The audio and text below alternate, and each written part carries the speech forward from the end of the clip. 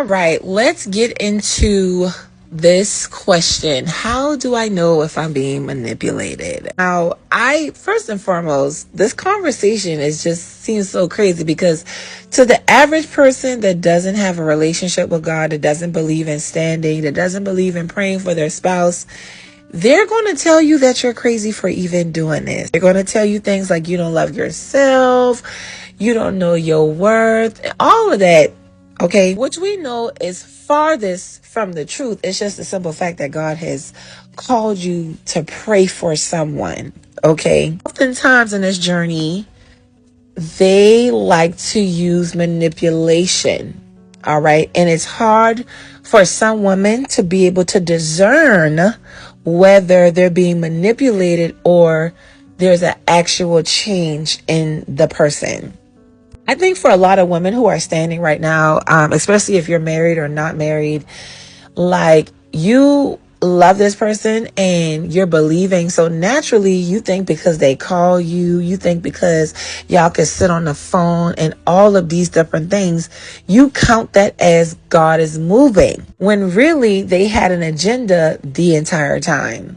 Okay. So I love to tell people to test the spirit behind a person's actions. I had a phone call with someone today and she was like, there are little changes, but I don't know if it's real. I don't know if this is, where he's going to come back and he's going to leave again. And let's get to the bottom of this. So let's talk about discernment. Discernment is something that you have to progressively do. It's not something that you encounter a situation one time and you make a decision. Discernment is something that you have to keep monitoring until you see the real fruit behind the situation. Because one thing about the enemy, he always has an agenda, okay? Also, you have to watch for patterns, okay? I used to be very foolish because there are a lot of things that I counted as movement when really it was a spiritual attack against my faith. Because there would be movement enough to make me get my guard down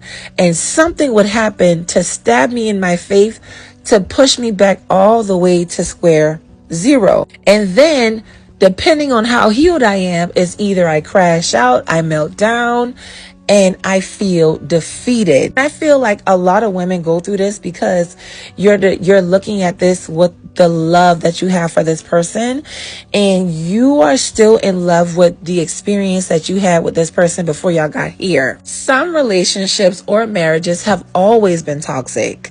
So you deem his dysfunction as normal because y'all always was in a toxic cycle, if that makes any sense. And it was toxic because God was never in it, or you never really prayed about the person before you got into it with them, or there was nothing but lust and sin in the connection. So any type of movement from this person, you're going to look at it as, okay, well, he's coming around, when really he's only coming to discourage you even the more.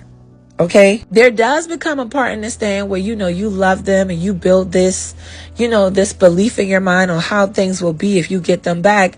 And I'm going to be very honest with you. If you entertain them, they're going to their actions are going to hurt your faith. If this person is in active rebellion, why let your guard down? Okay, you cannot be delusional. You cannot be delusional, all right? Unless you want to be delusional. If that's what you want to be so you can get peace, then you got free will. I don't think it's going to work out for you, but you got free will. You're not going to get the desired result that you desire. Just letting you know. You know that you're being manipulated because they always come the same way, all right? A lot of times it's going to be they're coming for a benefit for them. It's not about apologizing to you. It's not about none of that. Now, sometimes they can be very charming and they can say things to make you do what you want them to do. So if this person has been totally reckless towards you for the past 6 months, and then he calls you and say, can you help me with some gas money? There's no apology. there's nothing. And every time you help them, they ghost you. They're manipulating you. Okay? Sometimes some women feel like, well, if I say no, he's going to go and be with her even the more. I want you to understand, he has already chosen her. Okay? If he never chose her, guess what? You wouldn't be in this situation. And this is the God honest truth. He chose her. All right? So opening up your heart for even more disrespect is silly because you're already not being chosen. So you might as well say no, because when you limit the access, you give God the room to step in and fight for you. I really pray that I'm making some sense. Okay. Another way that you know you're being manipulated is when they guilt trip you. All right. They guilt trip you. They try to make you feel bad for you not trusting them after what they did to you. You see how kind of crazy that is? How you mad at me because I don't trust you because of what you doing to me? Guess who's the delusional one? It's not going to be you if you make a wise choice and say, you know what? The answer is no. God does require us to be kind. God does require us to give grace. God does require us to forgive. But all of these things does not mean give a person access, especially if they are rebelling. Okay? Even God himself, there's a limit when we begin to sin. The word tells us that these are things that separate us from the presence of the Lord. So if God has a boundary, then you need to follow his example. Okay? I see women make a lot of the same mistakes that I made.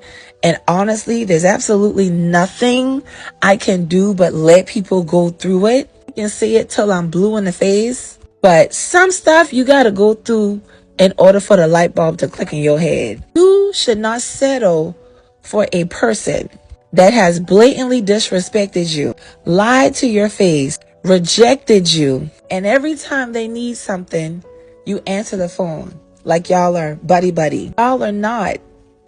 You can tell a person no. I will always be a person that I had to grow to be this person to understand when you deny access, people see your value even the more. When you take your power back from the mistreatment, most people believe that I gotta be treated this way. I used to think that way. No, was ignorant of boundaries. Guess what?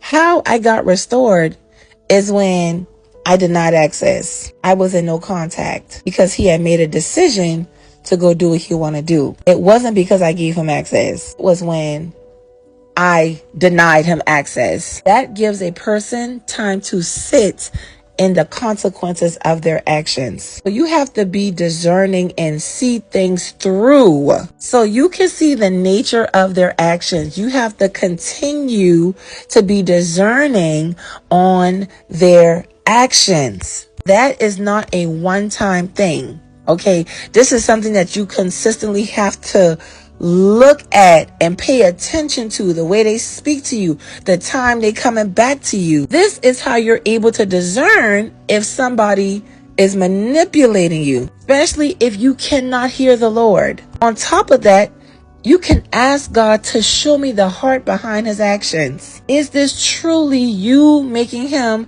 have a change of heart, or is he coming back with another spirit? This is so necessary to ask the Lord. Look, you already look crazy doing this, but you don't have to make yourself look crazier by entertaining a person when you know the nature and the heart behind them is to use you and to ghost you and abandon you after they get what they want from you. Or just answering the phone so they can disrespect you. You do not have to tolerate that. Okay? You can definitely say no. Okay? You have to understand that whenever you deny access or set boundaries, you are giving God room enough to deal with the person and for them to sit in their consequences, or even just see their wrong and their error, because a lot of times we want to be in the picture Sometimes you need to move out the way so they could, see like, dang, I did do you wrong. That's a lot of times how people learn, okay? Today is the last day for the Severing Her Influence bundle to be at a discounted price.